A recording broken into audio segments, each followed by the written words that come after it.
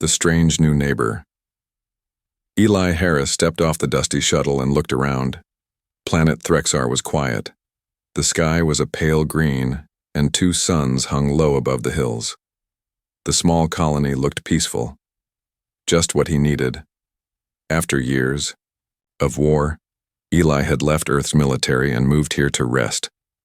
No noise, no orders, no battles, just a small home on the edge of a quiet alien colony.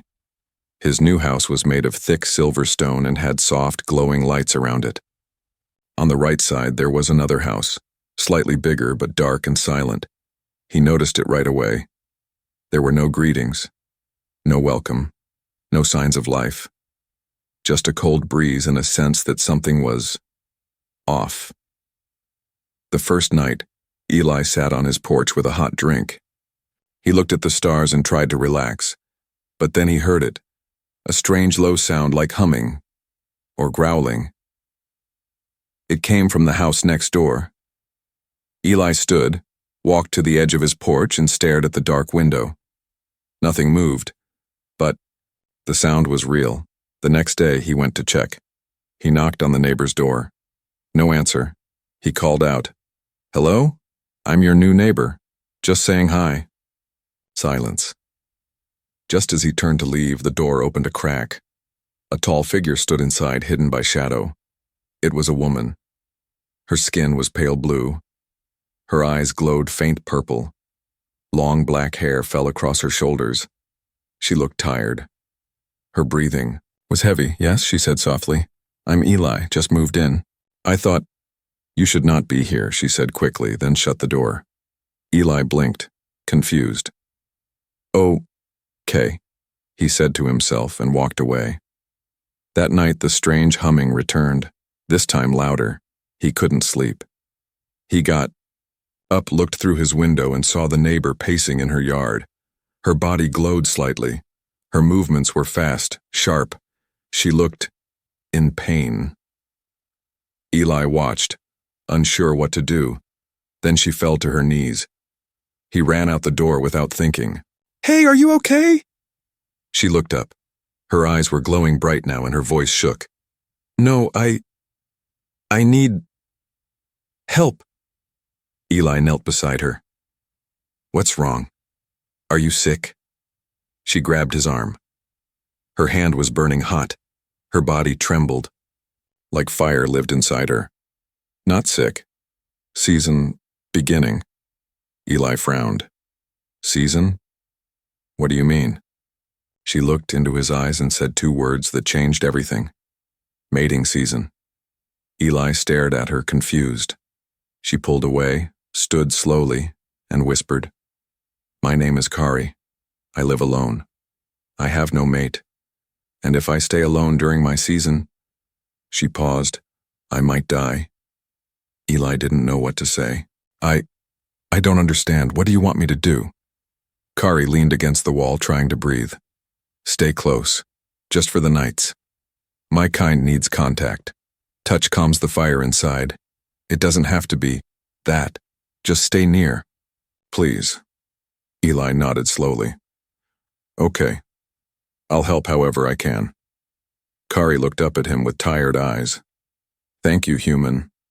But it's only beginning." Then she walked back inside, her body still glowing, the air around her buzzing with strange energy. Eli stood outside her house, staring at the closed door. Something told him his quiet life was about to change forever. Eli couldn't sleep that night. His mind kept repeating Kari's words. Mating season. If I stay alone, I might die. He sat near the window, staring at her quiet house. The lights inside pulsed softly, as if her home was breathing. He remembered how hot her skin felt, how her eyes glowed. It wasn't normal, not even for alien species he'd seen in the war. The next morning, Eli walked over with a bottle of water and a packet of nutrient bars. He wasn't sure what Kari ate, but it was all he had. He knocked. No answer.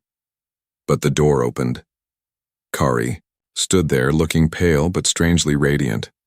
Her long black hair clung to her damp shoulders and her arms shook slightly. Her eyes were half closed, glowing dimly. "You came back," she said, voice soft. "I said I would," Eli replied. "Here. You need to eat."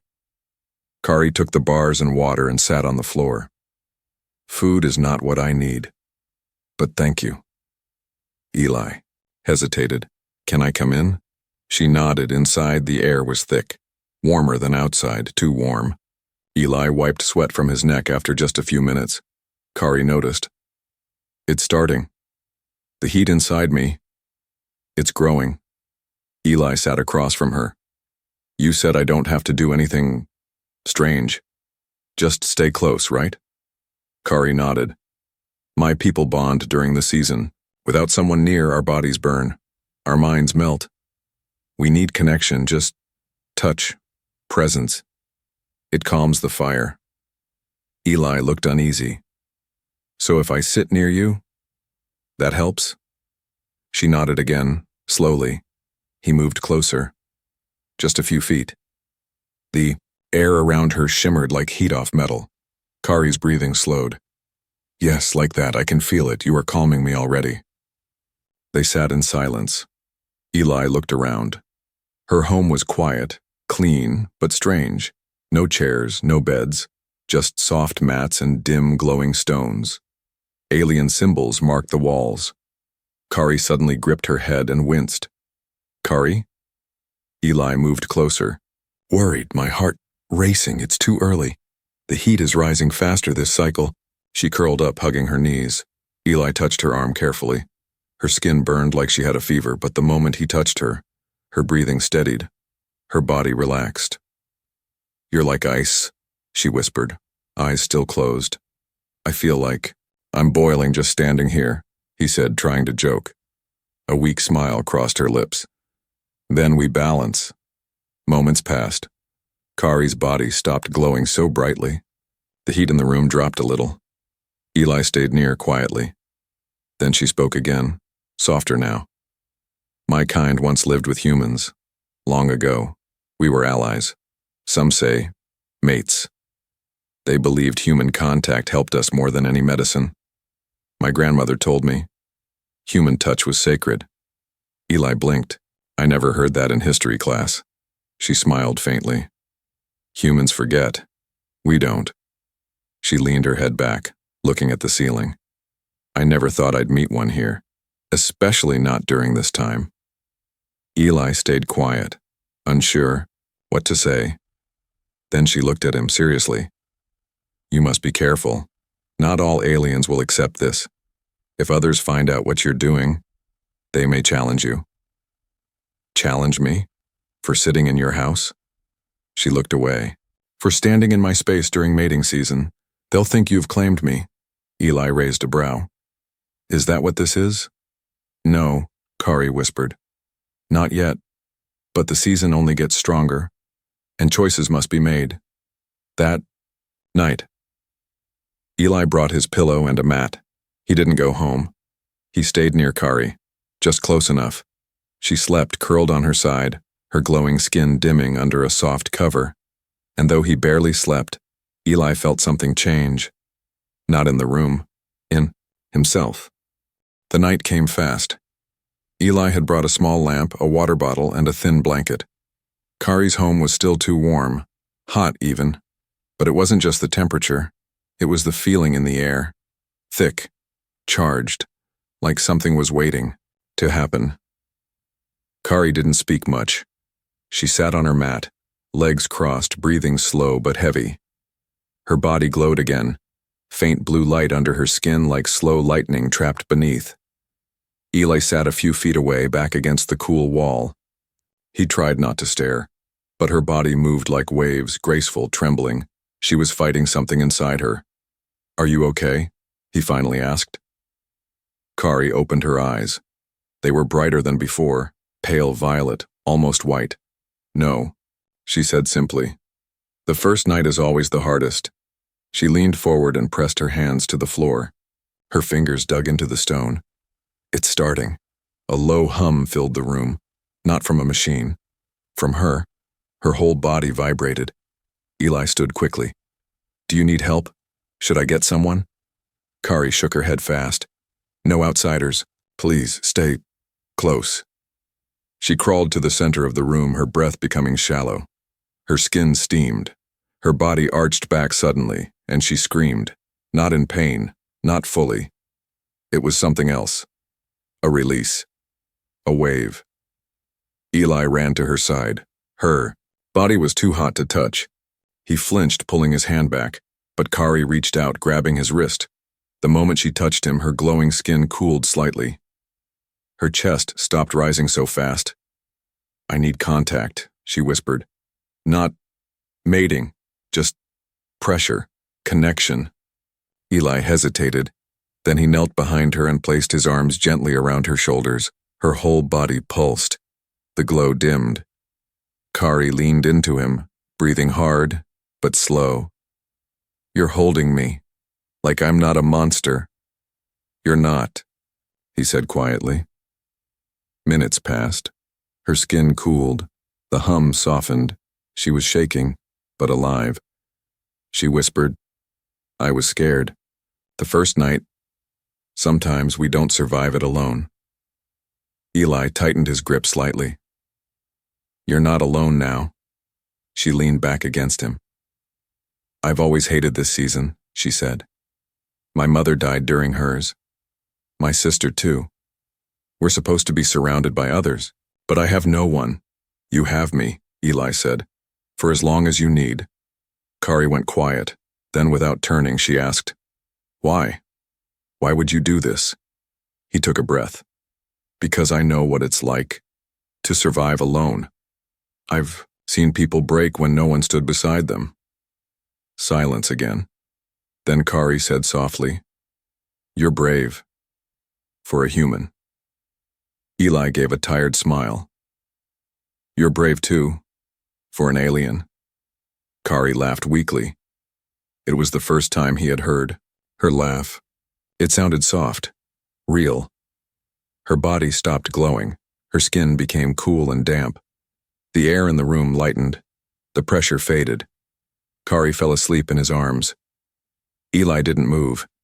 Even as his back ached and his arms grew numb, he held her until the first light of morning touched the window, and when the suns rose over Threxar's hills, something had changed. Not just in Kari, but in both of them. A bond had started. Not forced. Not physical, but real. Morning came with a soft yellow glow through Kari's round window. Eli stretched his sore arms. His back ached, and his eyes were heavy from barely sleeping. But Kari still rested against him, peaceful now. No glow, no trembling, just soft, even breaths. He didn't want to wake her, but she stirred on her own.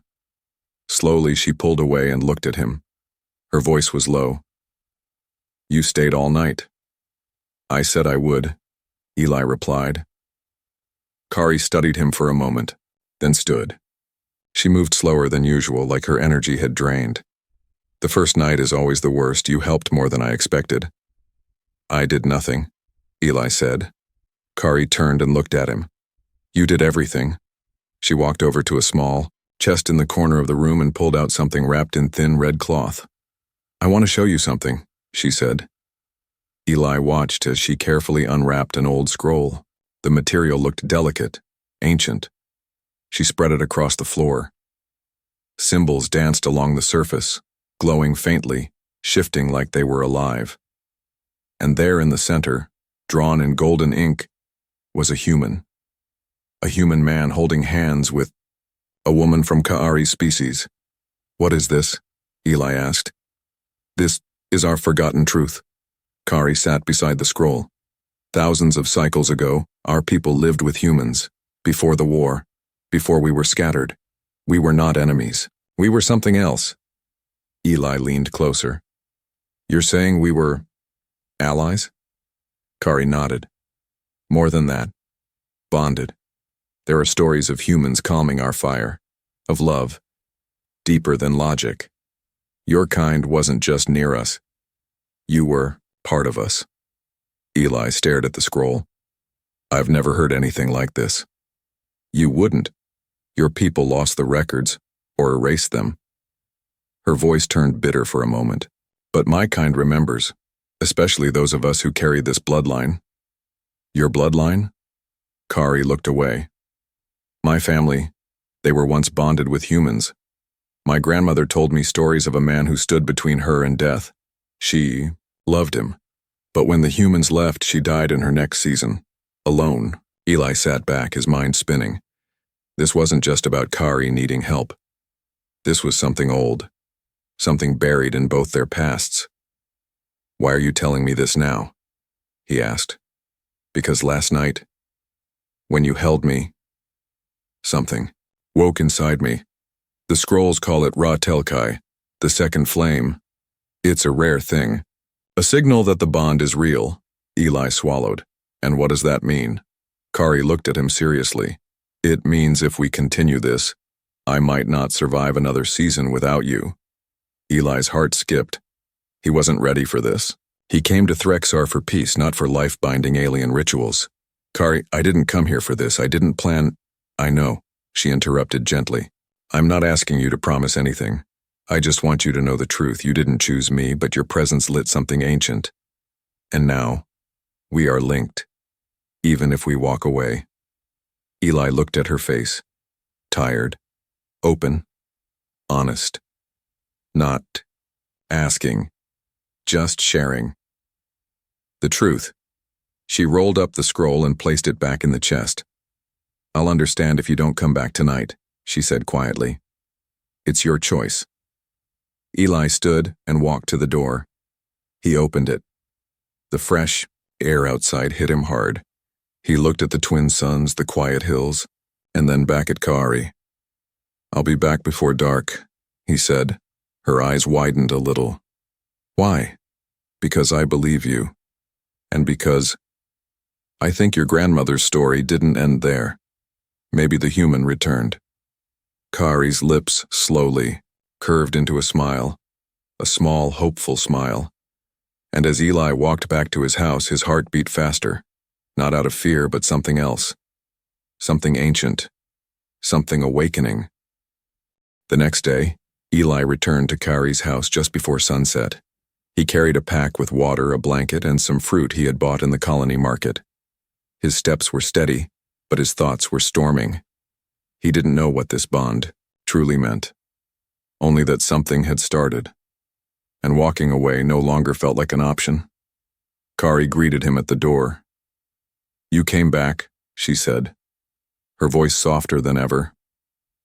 I said I would, he replied. Kari stepped aside, letting him in. The air was still warm, but not as heavy as before. Her skin glowed faintly now, controlled like the worst had passed. Eli set the supplies down and stretched. How are you feeling? Tired, she admitted. But alive. They sat together, on the floor again. The bond between them felt quiet but present, like a thread tying them close even without touch. But peace didn't last long. A sharp knock hit the door. Kari stiffened. Eli stood, looking at her. Expecting someone? She shook her head slowly. Another knock, then a voice, deep, loud, firm, Kiari, of the fire-marked bloodline. You are in season. The males of Clan Dareth come to offer the bond. Kari's face went pale. No, she whispered. Not them. Eli frowned. What's going on? Kari stood, her hands shaking. They've come to claim me. They do. This every season, watching, waiting. I told them I would never bond with any of them. But now they know you're weak, Eli said grimly. They must have felt the fire surge, she replied, or they smelled the bond. With you. Eli stepped toward the door. Want me to talk to them? Kari grabbed his arm. No. You don't understand. They'll challenge you, fight you. They follow the old rules. If they think you've claimed me, they'll force a test. Eli's jaw tightened. Let them try. Kari's eyes widened. Eli, they're trained, strong, born for this. So was I, he said. Just in a different war. Another knock. Harder. Then the door opened. 3 figures stepped in, tall, armored in soft leather, skin dark and scaled like Kari's, but sharper, more aggressive. Their eyes glowed orange. The one in front stared at Eli, then looked at Kari. "You let the humans stay during your fire?" the leader said coldly. Kari stepped forward. "I choose who calms my season." "You choose wrong," another hissed. "A human can't protect you, he can't control the fire. You insult your bloodline." Eli took a step forward. "She said no. You heard her." The leader stepped close, face inches from Eli's. "Then let the challenge speak." Kari moved between them. "Stop this, the old ways are gone." "No," the leader said. "The bond is sacred. If the human stands, he must prove his right." Eli looked at Kari. "What happens if I don't fight?" "They'll take me," she whispered, "and I'll be forced to bond with one of them." Eli's fists clenched. "Then tell me what I have to do." The aliens laughed. "A test of heat," the leader said. "We step into the flame ring. Whoever stands longer wins." Eli nodded. "Fine." Kari gasped. "No, you don't know what that is." But it was too late. Outside, a circle of stones burned with red light. The air shimmered with heat. The ground smoked. Eli and the leader stepped into the ring. Kari watched with fear in her eyes. The moment Eli entered, the heat stabbed his lungs. His skin burned like standing in an oven. Sweat poured from him instantly. The alien didn't even blink. He stood tall, arms crossed, watching Eli slowly crumble. But Eli didn't fall. He had crawled through fire once on Earth. Through burning, wreckage and scorched steel during the war. His body remembered pain. He focused on Kari's face. She needed him. So he stayed. The alien finally growled. His skin flared, trying to force Eli out, but Eli stood firm. Seconds turned into minutes. The leader twitched, then his eyes rolled back, and he collapsed to his knees outside the circle. Kari gasped. Eli stumbled out, coughing, eyes red, body steaming, but standing. Kari rushed to him. You did it," he smiled weakly. "Told you. I've burned before." The other 2 aliens stepped back in silence. Their leader was down. The human had passed the fire ring. The challenge was over. Kari placed her hand on Eli's chest. "You don't know what this means," she said. He looked into her eyes. "Then tell me tomorrow." The stars were sharp and silent that night. The twin moons hung low, casting silver shadows across Kari's home.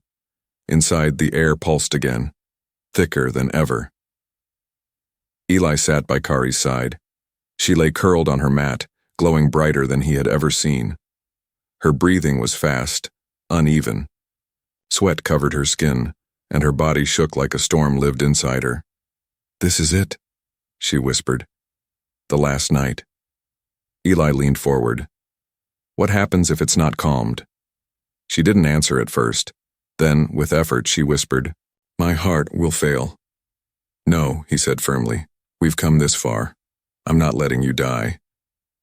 Kari looked at him, her eyes glowing white now. "It's not about touch anymore. The bond must complete or the fire will consume me." Eli sat back, confused. "You said it didn't have to be mating, just presence." Kari nodded weakly. "That was true at first, but something changed. The fire has chosen, and it chose you." Eli swallowed hard. "What does that mean?" Kari's body trembled. "Your touch kept me alive for 5 nights, but now the fire wants to seal the bond, a full connection. Mind, body, breath." She stopped speaking as pain ripped through her. She cried out, curling tighter. Eli knelt beside her. "What do I do?" Kari barely got the words out. "You have to say yes. Mean it. Offer yourself. Only then, the fire will release me." Eli stared at her, heart racing. He hadn't come to this planet looking for love. He didn't even believe in soul bonds or ancient fire rituals. But this was real. She had trusted him with her life. He looked down at her. "Kari, I'm here." And I'm not leaving. Her glowing hand reached for his chest. Do you accept me? Eli placed his hand over hers. Yes. A burst of light filled the room. Not heat. Light. A soft wave passed through them like breath held for centuries was finally let go. Kari gasped, her body arching upward. Then she collapsed into his arms. Still glowing, but calm now. Soft. Alive. Eli held her tight. Her chest rose slowly. The fire was gone, he could feel it. It's over, she whispered. He nodded. You're safe now. She smiled faintly. Because of you. They sat in silence, the bond complete, her glow fading gently into the night. But just as they began to breathe again, there was a sound. Knocking. No, banging. The front door shook. Kari sat up fast. No, not now. Eli stood. What is it? She grabbed his arm, eyes wide. The council. He frowned. What council? Kari trembled again, but this time from fear. When a human bonds with one of our kind, it must be approved, or it's seen as trespass. The door burst open. 5 figures entered, cloaked in gray, their faces hidden. Their voices echoed like stone.